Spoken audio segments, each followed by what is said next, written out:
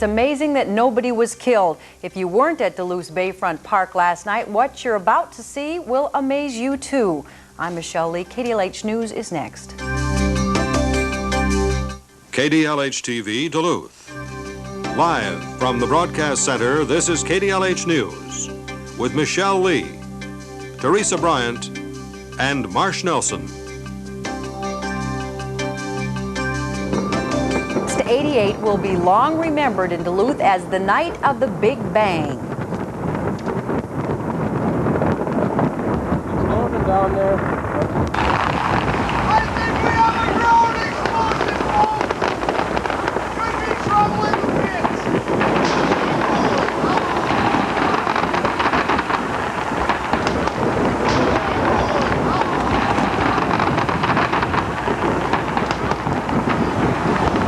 Duluth's 4th of July fireworks display went up in smoke last night as more than 1,600 fireworks shells went off in a massive ground-level explosion. KDLH reporters John Schottel and Julie Zenner were there. They have these two reports. It started off as a normal fireworks display. The crowd oohed and awed and even threw in some clapping from time to time. But then, about halfway through the show, all hell broke loose. Down there.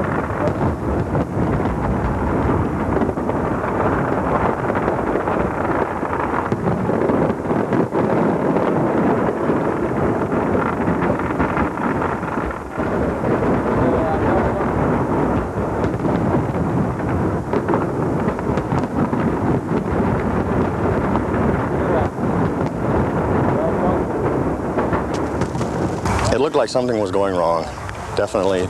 Because everything was blowing up too close to the ground. And it just, everything should have been going up, and it was just blowing up on the ground. Kind of like, I guess, what you would expect the end of the world to look like. It just went up. And it was just, I think everybody's heart just started to pound and you didn't know what to think.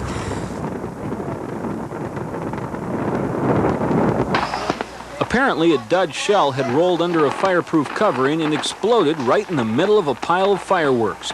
Even though Duluth firefighters had 2 rigs on hand, the explosion was so big they could do nothing but sit back and watch.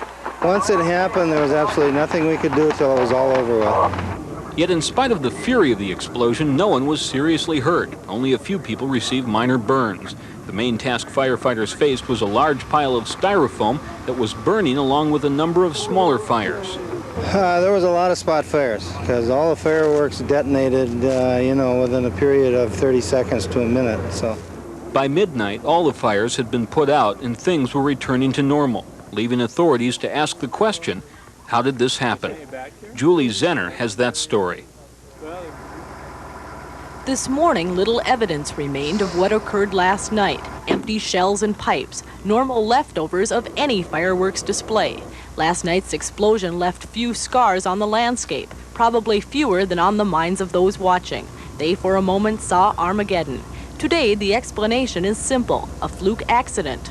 There was a bad shell, a dud shell that came out, and fireworks that were going to be shot later in the show were stored there under a tarp, and it slid underneath there, and once those started to go, it was time to run because there's nothing you can do, and everything went.